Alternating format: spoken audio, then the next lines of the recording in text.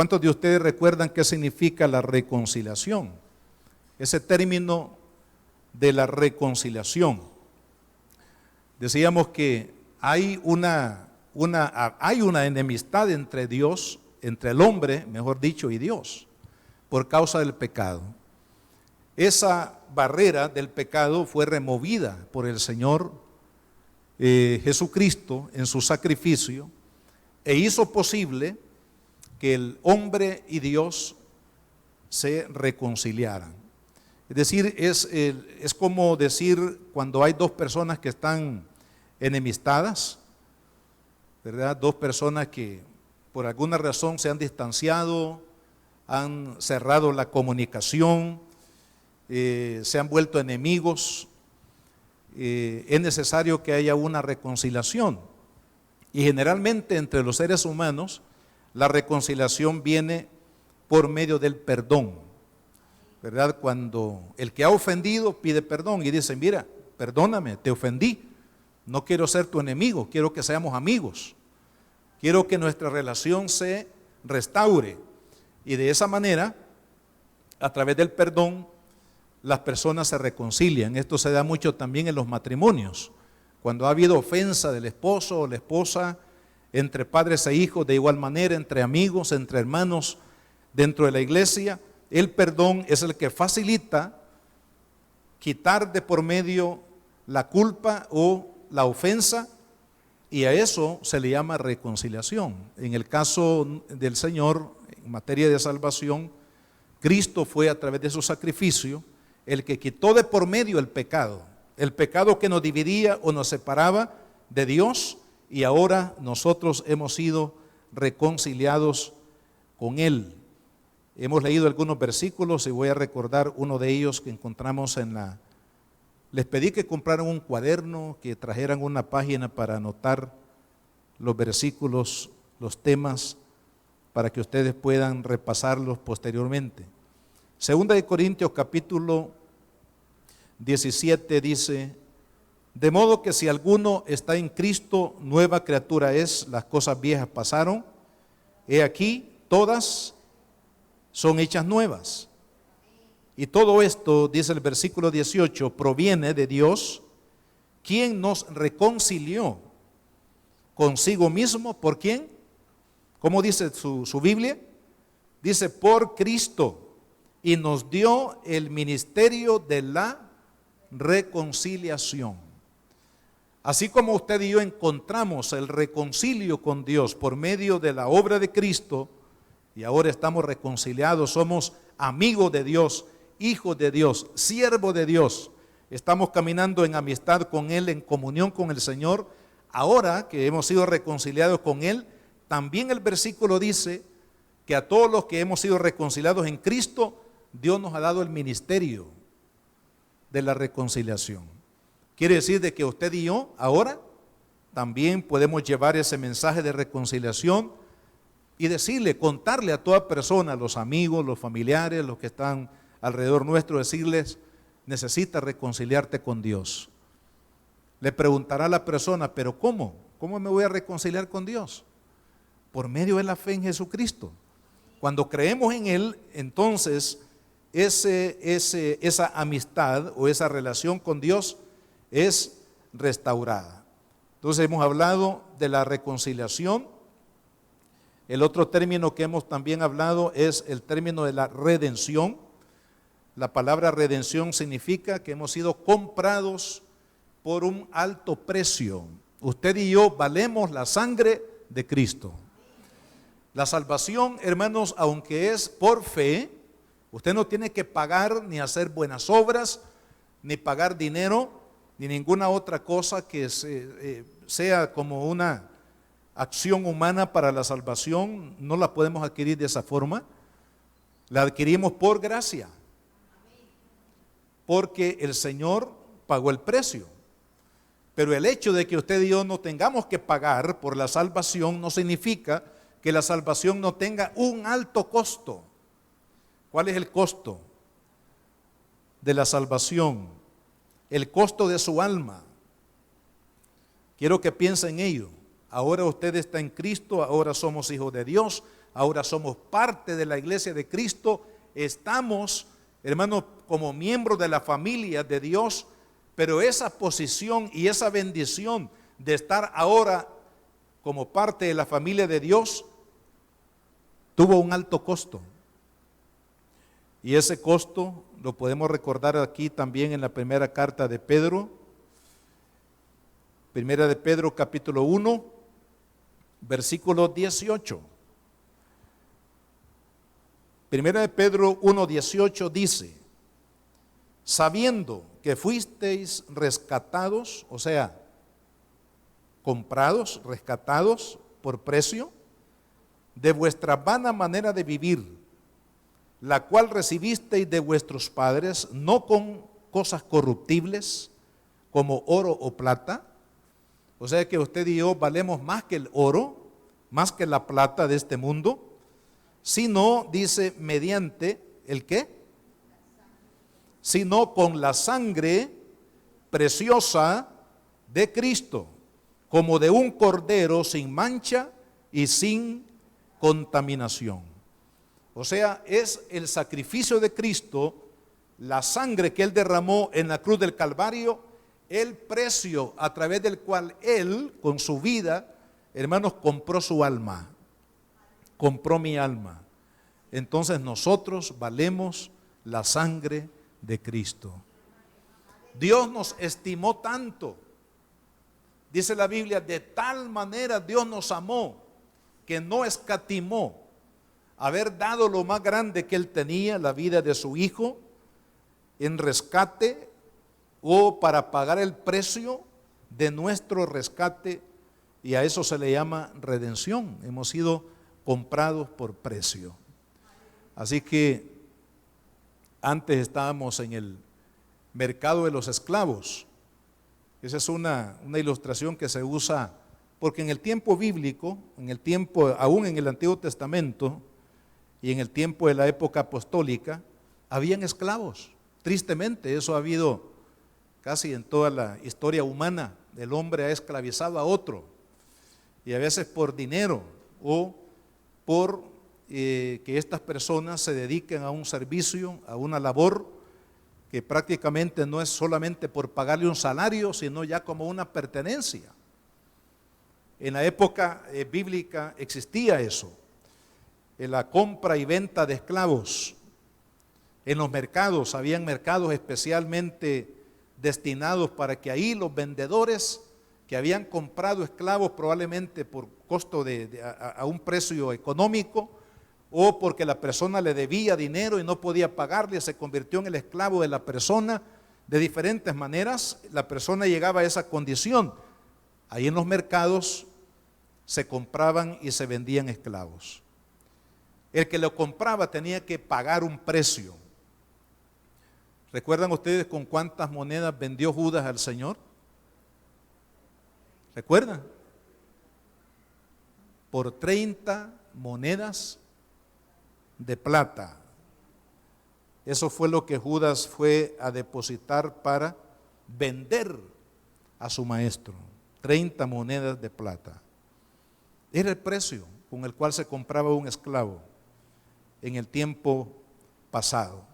Así que, tomando esa ilustración, hermanos, nosotros estábamos en el mercado de la esclavitud del diablo, porque por causa del pecado estábamos enemistados con Dios, estábamos lejos de Dios, separados de Dios, y éramos parte, hermanos, de los cautivos por el poder del enemigo, o a la voluntad del enemigo. Eso es lo que dice el apóstol Pablo en la carta a los Efesios. Escriban ahí también este versículo, Efesios capítulo 2, versículo 1. Dice: y Él os dio vida a vosotros cuando estabais, o sea, antes de conocer a Cristo, estabais muertos en vuestros delitos y pecados, en los cuales anduvisteis en otro tiempo siguiendo la corriente de este mundo, conforme al príncipe de la potestad del aire, el espíritu que ahora opera en los hijos de desobediencia. ¿Quién es, hermano, el príncipe de las potestades del aire? Es Satanás. Y todo aquel que no está bajo la gracia de Cristo, bajo la salvación de Jesucristo, entonces se encuentra bajo ese cautiverio del príncipe de las tinieblas, del príncipe de la potestad del aire, que es Satanás, el cual mantiene esclavizado a los seres humanos. Pero ¿sabe qué es lo que hizo Cristo? Cristo invadió el terreno del enemigo. Cristo invadió, hermanos, el reino del enemigo a través de su sangre preciosa para comprarlo a usted y a mí. Estábamos ahí en ese mercado de esclavitud espiritual, pero ahí la mano de Jesús nos alcanzó, nos trajo, hermanos, ahora a pertenecer a su reino, y por ello tenemos que vivir una vida de gratitud. Recuerde, cuando usted cada día, si es necesario, importante, recordemos cada día de dónde nos sacó el Señor. Recordemos cada día que antes de conocer a Cristo estábamos en el mercado de los esclavos a merced del enemigo. Pero a través de la sangre de Cristo y de su poder salvador, ahora nosotros estamos sentados con el Señor en lugares celestiales. Amén. Ahora somos hijos de Dios. ¿Es un hijo de Dios usted? Los que están allá a distancia oyendo la palabra, ¿es un hijo de Dios? Ha salido de ese mercado de esclavos del enemigo y ahora le pertenecemos al Señor. Dice Hebreos 2, versículo 14. Escriban también ese versículo. Hebreos 2, 14. Así que, por cuanto los hijos participaron de carne y sangre, él también participó de lo mismo, para destruir por medio de la muerte al que tenía el imperio de la muerte, esto es, el diablo. O sea, todo ser humano que nace en este mundo está bajo el imperio del diablo, el imperio de la muerte. ¿Por qué? Porque la Biblia dice también que la paga del pecado es muerte. Entonces, por el temor a la muerte y como efecto del pecado, el hombre, el ser humano, las almas están bajo el imperio de la muerte que está en manos de Satanás. Pero ¿qué hizo Cristo? A través de su muerte en la cruz del Calvario, Él, hermano, despojó los poderes de las tinieblas, despojó los mercados de los esclavos a través de su gracia, porque el versículo 15 dice, y librar a todos los que por medio del temor de la muerte estaban durante toda la vida sujetos a servidumbre. O sea que el Señor nos libró de la esclavitud de Satanás. ¿Cómo lo hizo? A través de su sacrificio, a través de su muerte. Por ello es que la salvación tiene un fundamento, y el fundamento es Jesucristo, el que murió por nosotros en la cruz del Calvario. Si usted va a testificar de su salvación, no tiene que decir, mire, yo soy salvo porque le sirvo a Dios, soy salvo porque he cambiado, soy salvo porque soy bueno, soy salvo porque soy buena gente con todo el mundo. No, somos salvos por la sangre de Jesucristo. Amén. No por nuestras bondades. Las bondades y el cambio, ese cambio que se produce, hermanos, es del cual vamos a hablar hoy, pero no es por el cambio. No es porque yo sea bueno, porque no le haga mal a nadie. No, somos salvos por la sangre de Jesucristo. Ahí está el fundamento de la salvación. Ahí, hermanos, eso quiere decir que fuimos reconciliados, que el Señor quitó el obstáculo del pecado que nos separaba de Dios. También significa que el Señor nos compró por medio de su sangre, o sea, su sacrificio en la cruz del Calvario nos compró por precio. Y lo otro que hemos mencionado, que es un recordatorio nada más, es acerca de la elección. Les comenté que hay una posición o un concepto que es erróneo, por cierto, en esta materia de la elección o la predestinación, que son términos que son similares. esta escuela o corriente de pensamiento, de interpretación bíblica, dice que Dios elige a quienes van a ser salvos y quienes no van a ser salvos. Es una elección que Dios hace independientemente de lo que el hombre o los seres humanos quieran o decidan. Pero no vamos a tratar de explicar esta posición. Más bien hemos explicado lo que la Biblia dice. La elección o la predestinación de la cual habla la Biblia está en el sacrificio de Cristo. O sea, todo ser humano, toda alma, hermanos, que nace en este mundo fue predestinada para salvación por medio del sacrificio de nuestro Señor Jesucristo. ¿Quiénes son entonces los salvos? Los que vienen a formar parte del pueblo de Dios, de los escogidos de Dios, todos aquellos que respondemos por medio de la fe al sacrificio de Cristo. Y esto lo explicamos ahí basado en un pasaje bien conocido que es Juan 3, 16 hasta el 19.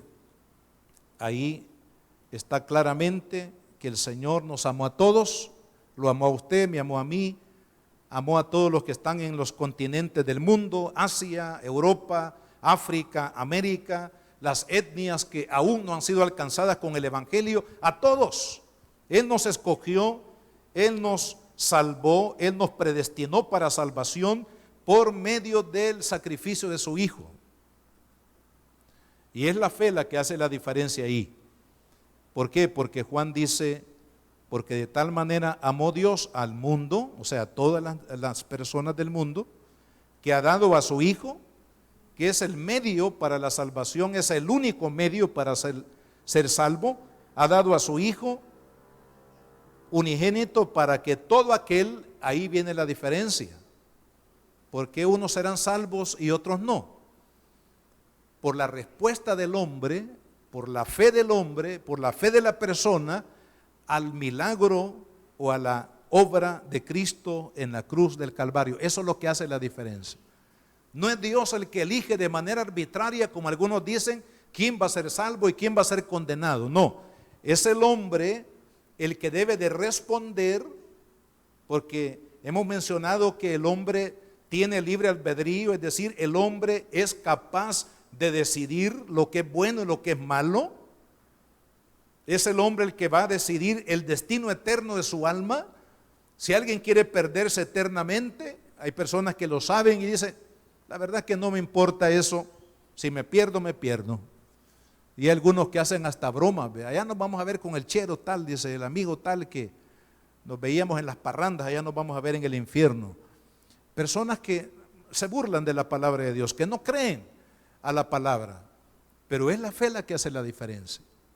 Por eso la palabra de Dios, hermanos, habla tanto acerca de la fe. Por la fe es que respondemos al llamado de Cristo, a esa oferta de salvación, y todo aquel que cree, dice, para que todo aquel que en Él cree, ¿qué dice? No se pierda, mas tenga vida eterna, porque Dios no envió a su Hijo para condenar al mundo. O sea, Cristo no vino para condenar al mundo. Cristo vino para que el mundo sea salvo por medio de Él, gloria a Dios. El que ha creído ha sido salvo. El que no cree ya ha sido condenado. La diferencia no es en la elección de Dios, la diferencia es en la fe que usted y yo ponemos en la obra de Jesucristo. Entonces, desde ese punto de vista, toda criatura, toda persona, todo ser humano que nace sobre esta tierra tiene la oportunidad de ser salvo y pertenecer a ese pueblo de Dios, a ese pueblo redimido, a ese pueblo reconciliado con Dios por medio de la fe. Ahora, como estamos hablando de algunos términos, vamos a recordarlos ahí al principio: la reconciliación, la redención, la elección. Hoy vamos a hablar de la santificación y la regeneración. Hemos unido estos dos conceptos que forman parte del acto de la salvación porque están relacionados. Vamos a irnos ahí al punto donde queremos darle continuidad a este tema. Aquí estamos, ¿verdad? Salvación en Cristo, la santificación y la regeneración. Tenemos que comprender, hermanos, básicamente lo que significa la diferencia de estos dos términos, porque generalmente los confundimos, porque realmente están relacionados. Veamos ahí la salvación o la santificación en el original. ¿Qué significa? Significa separar del mundo, consagrar en este caso, a Dios, o hacer limpio o santo o apartado una persona. E incluso en el Antiguo Testamento se apartaban incluso instrumentos que se usaban únicamente en el servicio de Dios en el templo. O sea, los utensilios, por ejemplo, podríamos decir los depósitos que se usaban en el Antiguo Testamento, en el tabernáculo, habían varios objetos, ¿verdad? Esos depósitos donde colocaban el agua con los cuales los sacerdotes se limpiaban antes de ministrar, se lavaban las manos, los pies, el altar de bronce donde se ponían los sacrificios. Hablamos también del incensario que usaban para las oraciones, para la adoración a Dios, la ropa de los sacerdotes que usaban en el templo, los mismos sacerdotes para iniciarse en el ministerio eran santificados. En otras palabras, eran separados para el servicio de Dios. Cuando la Biblia dice que usted y yo somos santos por la obra de Cristo, significa que usted y yo hemos sido separados del mundo. Claro, físicamente, la vida normal, estamos en el mundo. Usted va a trabajar, trabaja con personas que no son cristianas a lo mejor, tiene que abordar un bus, un transporte colectivo o su vehículo, ¿verdad? Hacemos todo las cosas naturales que necesitamos hacer en el mundo, pero no somos del mundo. Ya hay una diferencia entre el cristiano. ¿Por qué?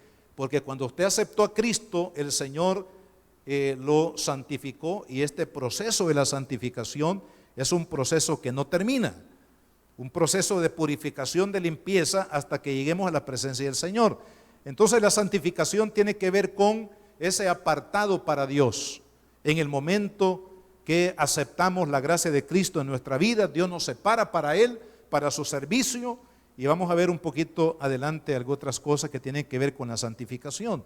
Ahora, la palabra regeneración en el original significa el acto decisivo e instantáneo del Espíritu Santo en el que Dios, en este caso Dios Espíritu Santo, recrea la naturaleza interna del hombre. O sea, Dios hace un cambio en nuestra naturaleza espiritual. No vamos a ver un cambio en nuestra naturaleza física por los cambios que se producen internamente, pero la regeneración no tiene que ver con un cambio de vestido, un cambio de iglesia, un cambio de templo, un cambio de congregación. La regeneración tiene que ver con un cambio interno que se produce en su alma, en su espíritu. Ese acto de la naturaleza divina que es impartida, la naturaleza santa de Dios que es impartida al hombre a través de la regeneración. Vamos a comenzar primero a hablar un poquito acerca de la regeneración. Vamos a ir a la Biblia, ahí en la carta a Tito,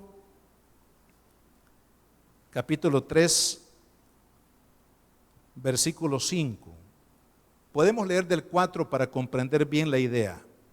Anote también ese versículo, Tito 3, 4 en adelante. Dice: pero cuando se manifestó la bondad de Dios nuestro Salvador, o sea, está hablando de Jesús, y su amor para con los hombres. Está hablando del amor salvador de Cristo.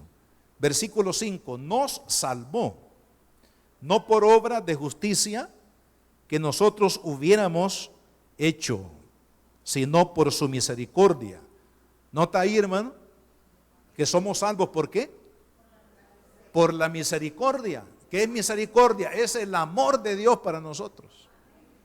La misericordia es la gracia de Dios, hermanos, que siendo aún pecadores, dice también Pablo en otra de sus cartas, Cristo murió por nosotros. O sea, a pesar de nuestros pecados, Él nos amó. Dice, por su misericordia, por el lavamiento. Esto es lo que viene, hermanos, a continuación cuando usted acepta a Cristo. Hay una regeneración, por el lavamiento de la regeneración y por la renovación en el Espíritu Santo. O sea que es una obra que el Espíritu Santo hace por medio de la obra de Cristo o fundamentado en la obra de Cristo. Cuando usted oye la palabra y pone la fe, la confianza en Jesucristo y acepta la obra que Él realizó en la cruz del Calvario, el Espíritu Santo hace una obra interna. Opera un cambio, hermano. Un cambio en el interior del corazón. Nuestra mente, ¿sabe la palabra conversión, arrepentimiento y conversión, que están generalmente relacionadas en el tema de la salvación? ¿Qué es el arrepentimiento? El arrepentimiento es aceptar nuestra necesidad de salvación y pedirle perdón a Dios por los pecados que nos separaron de Él. Arrepentimiento, hermanos, es humillarse delante del Señor, reconociendo que somos pecadores. ¿Sabe cuál es el primer paso para que seamos perdonados? El arrepentimiento. El primer paso para ser perdonados es, hermanos, que nosotros reconozcamos que somos pecadores. Amén. Que ninguna persona que nace en el mundo está libre de la naturaleza pecaminosa. Solamente hubo uno, Jesús. Porque la Biblia dice que no fue concebido en pecado, número uno, y aun cuando fue tentado en todo, pero sin pecado. Entonces Él es el único, hablando en términos de la humanidad, porque Jesús fue hombre también, así como Dios tomó este cuerpo humano para habitar. Entonces vemos, hermanos, entonces que esa operación es la operación que comienza a operar un cambio en nosotros. Porque usted dice, he abandonado esto, he abandonado lo otro, ya no digo esto, ya cambié mi léxico, ya cambié mis palabras, ya me causa tristeza y dolor cuando recuerdo lo que antes era mi día a día, ¿verdad? Las cosas que hacíamos antes. ¿Qué es lo que ha pasado en ese cambio? Porque ya no pensamos como antes pensábamos, ya no hablamos, ya no hacemos las cosas que antes hacíamos. Es precisamente porque Dios, hermano, provoca un cambio en la naturaleza interna del ser humano por medio de la fe en la persona del Señor Jesucristo. Veamos, hermano, que este acto implica también, fíjese, un cambio. Ahí dice Romanos 21, pero ahí es un error es 12, está invertido. Romanos 12, usted corríjalo ahí. Romanos 12, versículo 1. Así que, escriba también Romanos 12, versículo 1 y 2. Así que, hermanos, os ruego por la misericordia de Dios que presentéis vuestros cuerpos en sacrificio vivo, santo, agradable a Dios, que es vuestro culto racional, o sea, nuestro culto inteligente.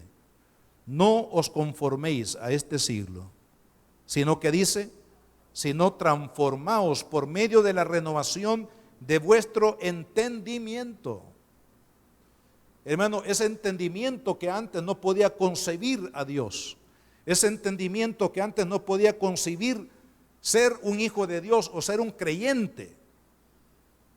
Ese pensamiento, hermanos, donde no cabía la Biblia, donde no cabía la adoración, donde no cabía la intercesión, donde no cabía la santidad, no cabía la fe, porque ese entendimiento no había logrado ese cambio espiritual. Pero ahora, dice Pablo, que nuestra mente es renovada, el entendimiento es renovado, para que podamos comprobar cuál es la buena voluntad de Dios, que es agradable y perfecta.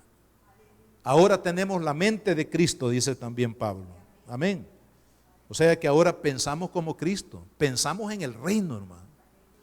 Ese cambio en nuestro pensamiento, en nuestro razonamiento, viene por obra del Señor en la regeneración. También Pablo lo explica utilizando la figura del vestido en la carta a los Efesios. Vamos a ir ahí rápidamente en el capítulo 4, versículo 23. Y renovaos en el espíritu de vuestra mente. O sea, está implícito, hay una renovación en nuestra forma de pensar. Y vestíos del nuevo hombre creado según Dios en la justicia y santidad de la verdad. Por lo cual, desechando toda mentira, hablad verdad cada uno con su prójimo, porque somos miembros los unos de los otros. Y ahí viene una lista de acciones que ahora pertenecen a la naturaleza de una persona que ha sido regenerada, que ha sido tocada, cambiada internamente por el poder de la palabra de Dios y por el poder de la salvación que operó Cristo en la cruz del Calvario. En el versículo 22 Pablo le llama a la antigua forma de pensar, a la antigua forma de hacer las cosas. ¿Cómo le llama Pablo ahí? Viejo, no se vayan a ofender los hermanos, viejo hombre. Dice que debemos de despojarnos de ese vestido viejo, hermano. Ese vestido harapiento, ese vestido sucio de la vida en la cual el ser humano estaba involucrado antes de conocer a Cristo. Hay que quitarlo. Es decir, el Espíritu de Dios es el que nos ayuda a reconocer que tengo un vestido que no huele bien, hermano. Un vestido que, espiritualmente hablando, por supuesto, yo sé que todos aquí andamos bien, pero espiritualmente este vestido viejo, es decir, mi naturaleza pasada, dominada por el pecado, esclavizado por el poder del enemigo de nuestras almas. Ahora, hermanos, el Espíritu Santo ha quitado ese vestido viejo y el versículo 24 dice que nos ha vestido de uno nuevo. Ese cambio que se opera internamente es la regeneración. Es un acto que el Espíritu de Dios hace de manera instantánea en nosotros cuando verdaderamente hemos conocido y nos hemos entregado al Señor Jesucristo. Por ello la Biblia dice que por los frutos se conoce el árbol. Si hay una persona que dice que es cristiana, que es hijo de Dios, pero no ha cambiado, sigue pensando, viviendo, haciendo las mismas cosas que antes hacía, significa que no ha sido regenerado. Significa que no ha nacido de nuevo, no ha nacido del Espíritu. Porque la persona que realmente ha sido regenerada tiene que cambiar. Porque la regeneración es un cambio que se produce en la vida. Entonces, hermanos, esta obra la hace el Espíritu de Dios en la vida de cada persona. La regeneración viene a ser como la transición de la vida pasada a la vida nueva. Hemos leído ya en 2 de Corintios capítulo 5, leo de nuevo el versículo 17. Si alguno está en Cristo, ¿qué dice? ¿Qué significa entonces si alguno está en Cristo? Estar en Cristo significa que somos parte de Cristo, que estamos integrados a Cristo. Amén. Y eso significa que para estar integrados a Cristo es que lo hemos aceptado como Señor y Salvador de nuestra vida. Y por lo tanto hay un cambio. Si alguno está, como la rama está ligada al tallo de la planta, del árbol, para dar fruto, para tener vida. Si alguno está integrado a Cristo, que dice, nueva criatura es. ¿Y cómo se demuestra que somos nuevas criaturas en ese versículo? Las cosas viejas, la manera como yo pensaba, hacía, la manera como trataba a otras personas en el matrimonio, a los hijos, a los amigos, a los compañeros de trabajo, es decir, a toda persona, ahora ha cambiado. Ahora somos nuevas criaturas. Hemos cambiado. Amén, hermano. Les pregunto, ¿nota usted que ha cambiado? Estoy un poco preocupado. ¿Nota usted que ha cambiado? Si usted se ve antes de conocer a Cristo, sería bueno un ejercicio, por lo menos de reflexión. Así como cuando uno hace una comparación de, ustedes saben que en la fotografía no ponemos la fotografía actual, ¿verdad? Es bien rara la persona que en sus redes sociales tiene la fotografía actual. O en algunos documentos. Yo tenía mi documento ahí que ya se estaba rompiendo completamente, hermano, que lo tenía cuando yo saqué la primera tarjeta del seguro, fíjese. Cuando tenía 20 años, creo. Y ahí andaba y cuando mis hijos veían la foto y veían el carnet se reían porque nada que ver, hermano.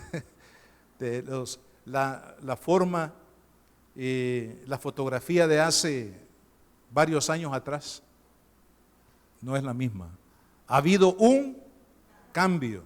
Ahora también ese mismo ejercicio trasladémoslo a lo espiritual. ¿Ha habido un cambio? Cuando yo no conocía a Cristo, mire, esta era mi fotografía, cuando yo no vivía para Jesús, cuando no estaba en Cristo, esta es mi fotografía, pero ahora le voy a mostrar la actual. Más bonita se ve la actual, porque la actual dice lo que ahora estamos viviendo en el Señor. ¿Por qué, hermano? Porque se ha producido un acto de regeneración, una recreación, un cambio. Es Pablo también un ejemplo que él usa es resucitados. ¿Por qué? Porque el pecado nos trae en una vida de muerte, en una vida separada de Dios, hermano, una vida como un cadáver. Pues yo les mencioné eso que se oye un poco así fuerte, pero es lo que dice la Biblia en Efesios 2:1, lo acabamos de leer. Dice que estábamos muertos en delitos y pecados, en nuestra condición antigua, es decir, éramos cadáveres delante de Dios, ¿verdad? Pero ahora que estamos en Cristo, Él nos ha resucitado a una nueva vida. Así como Cristo, hermano, resucitó y aquel cuerpo que había entrado allí, hermanos, a la tumba ya no fue el mismo. Cristo salió en la resurrección con un cuerpo glorificado. De eso vamos a hablar más adelante, que es parte de esta temática. Es decir, un cuerpo nuevo, así también el cristiano. Veamos el caso, creo que por aquí vamos a ir cerrando en este tema de la regeneración. Un caso que tenemos en la Biblia y que dio oportunidad para que Jesús explicara un poco más a fondo lo que significa la regeneración. Leamos ahí en Juan capítulo 3. Vamos a leer de corrido los primeros 12 versículos para luego explicar un poco lo que dice acá. Juan capítulo 3, versículo 1. Había un hombre de los fariseos. ¿Quiénes eran los fariseos? Los fariseos eran parte de ese grupo religioso del judaísmo en la época de Jesús, ¿verdad? Los fariseos, que se llamaba Nicodemo.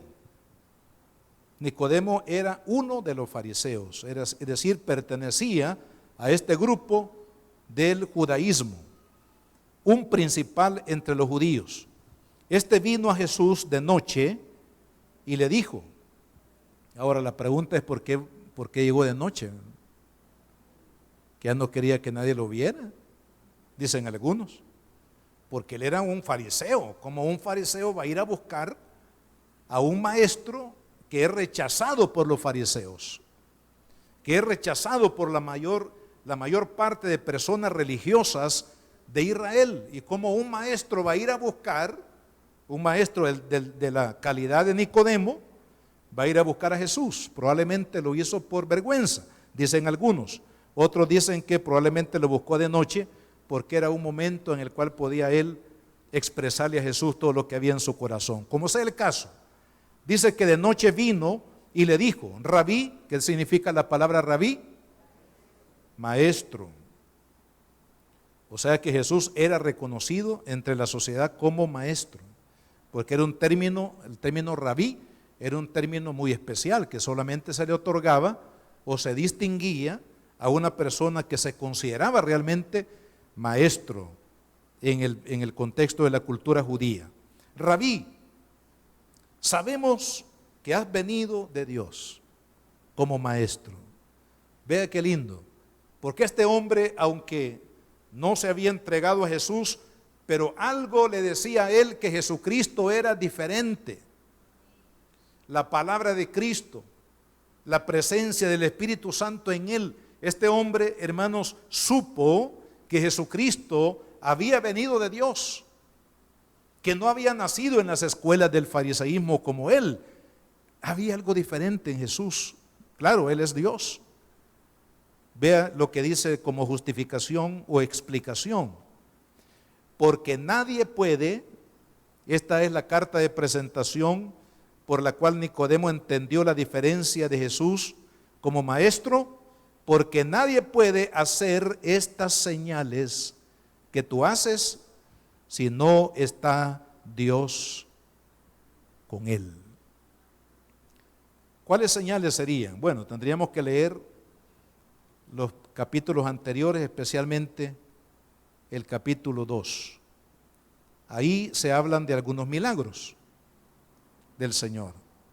Pero los milagros y el poder, la autoridad que venía de Cristo, no solamente por la palabra, sino por la obra milagrosa, convenció a este hombre que Jesús era diferente, porque los demás solo hablaban. Jesús tenía palabra, pero también hechos que respaldaban su palabra, su ministerio. Entonces Jesús, ¿qué le responde? Le dice, de cierto te digo, que el que no naciere de nuevo, no puede ver el reino de Dios. ¡Wow! Decírselo a un fariseo, a un maestro del judaísmo, un hombre de mucha importancia dentro de la sociedad judía, era como un golpe, ¿verdad? Es como decirle a un catedrático, mire, y usted sabe cuánto es 1 por 1, o 2 por 2, ¿verdad? ¿Cómo viene este hombre a decirme, a humillarme de esa manera? Entonces Jesús, hablando en términos espirituales, dice, es necesario que nazcas de nuevo para poder ver el reino de Dios. Inmediatamente Nicodemo entendió de manera lógica, de manera natural, lo que Jesús le dijo, pero Jesús no estaba hablando de manera natural. ¿Por qué? Porque él responde y dice, ¿cómo puede un hombre nacer siendo viejo? Entendemos que tenía, digamos, 60 años arriba o más, no sé. ¿Cómo puede ser eso de nacer de nuevo? Porque lo entendió en términos naturales. ¿Cómo puede ser que un hombre nazca de nuevo siendo viejo? ¿Puede acaso entrar por segunda vez? Es decir, ¿puede entrar una vez más el hombre al vientre de la mamá y volver a nacer? Había entendido bien el término nuevo nacimiento, pero no había entendido bien a qué se refería Jesús. ¿Y qué le respondió Jesús? De cierto te digo, que el que no naciere de agua y del Espíritu no puede entrar en el reino de Dios. ¿A qué se estaba refiriendo Jesús con este nuevo nacimiento? Se estaba refiriendo a la regeneración. Se estaba refiriendo a ese cambio que produce el Espíritu de Dios en el corazón de una persona que cree en el Hijo de Dios, que cree en la obra de Dios a través de la persona de Jesucristo.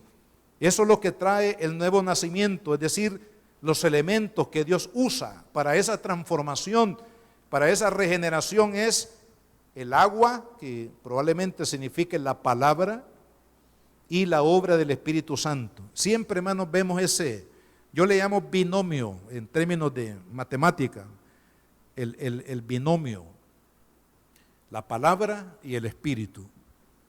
Usted ve esa obra, hermanos, esa unidad incluso para la creación del universo. Dios dice que la creó con el poder de su palabra. También dice el libro de Génesis que el Espíritu de Dios se movía sobre la faz del abismo allá en el principio. Siempre el Espíritu y la palabra han estado presentes desde el Génesis hasta el Apocalipsis. ¿Por qué? Hermanos, porque es el poder de Dios reflejado en su palabra y en su Espíritu el que hace esta obra. Luego le sigue explicando y le dice: lo que es nacido de la carne, carne es; lo que es nacido del Espíritu, Espíritu es. Aquí le está explicando ya el Señor: mira, tú estás pensando de manera natural. En lo natural no se puede nacer de nuevo, porque lo natural es que tú nazcas una sola vez del vientre de tu madre. Pero yo te estoy hablando en términos espirituales. Y en términos espirituales sí es posible nacer de nuevo. Sí es posible el cambio, la regeneración, hermano, el cambio de corazón que Dios hace en la vida de cada persona que se rinde a los pies del Señor Jesucristo. Eso es lo que sucede cuando usted acepta a Cristo. A veces no lo podemos explicar qué es la salvación y la conversión. La conversión es el cambio que Dios produce en uno, hermano. Yo les he contado parte de mi testimonio. Nosotros tuvimos de niños la influencia de la abuela de parte de mi padre, que se convirtió al Evangelio. Y ella nos comenzó a hablar de Jesús y nos comenzó a llevar a la iglesia. Pero claro, yo iba a la iglesia por los suspiros, ¿verdad? Es decir, me gustaba mucho la reunión y todo, y que al final nos daban horchata con suspiros, hermano. Así que al menos me acuerdo de la horchata y de los suspiros. Pero luego que fui creciendo, mi vida tomó un rumbo torcido, ¿verdad? De las cosas que a todos los hombres le agradan pensar y hacer en el mundo, sin Dios.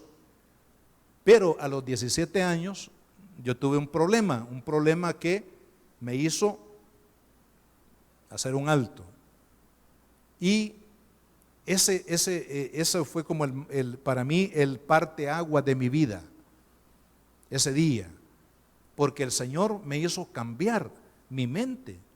Hermano, se hizo efectivo lo que la abuela procuró por tantos años o varios años en nuestra niñez, de que conociéramos a Cristo, que viviéramos para Cristo. Ahí ese día, hermanos, a los 17 años se produjo ese cambio. Y a partir de ahí, hermano, yo de forma natural, sin que nadie me obligara, de forma natural comencé a ver que todo lo que yo estaba haciendo no era bueno, no era agradable a Dios. Y comencé a buscar aquellas cosas que eran agradables a Dios, hacer lo que a Dios le agradaba, buscar al Señor. Comencé a leer la Biblia, hermanos, leí la Biblia, de toda la Biblia, en esa etapa, desde Génesis hasta el Apocalipsis. Dígame, ¿quién hizo eso, hermano? De que de la noche a la mañana me diera una sed por la palabra de Dios, una sed por estar en comunión con el Señor, una sed por congregarme en una iglesia que no lo había hecho en años anteriores. ¿Quién lo hizo? No lo hice yo, no busqué yo a Dios, Él me buscó a mí. Y el cambio que Él produjo en mí hizo posible, hermanos, que mi vida cambiara. Y aquí estoy ya desde hace varios añitos ya, desde el día que agarramos como dice, el arado, no hemos vuelto atrás. ni pensamos volver atrás, sino hacia adelante, hacia el blanco, hacia el supremo llamamiento de Dios en Cristo Jesús. Eso es lo que el Señor le explicó a Nicodemo. El nacer de nuevo es el cambio que el Espíritu de Dios produce en la naturaleza espiritual del ser humano, que lo hace abandonar las cosas del pecado y de lo que pertenece al reino de las tinieblas, y le da hambre y sed por las cosas de Dios, para buscar al Señor, para consagrarse a Él, para dedicarse a la obra del Señor. Y esto lo vamos a explicar en el siguiente tema, que tiene que ver con la santificación.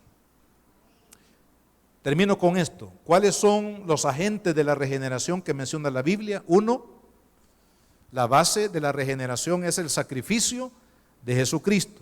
Si quitamos el sacrificio de Cristo y ponemos la mirada en una iglesia, en una religión, en un líder, la regeneración no se puede ejecutar sobre otra base que no sea la base del sacrificio de Cristo. Segundo, la obra del Espíritu Santo.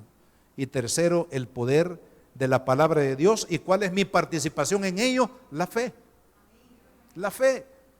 Pues por la fe es que nosotros podemos entrar al reino de Dios y disfrutar de todas estas bendiciones por la fe puesta en el Señor Jesucristo. Oremos al Señor. Padre, te damos las gracias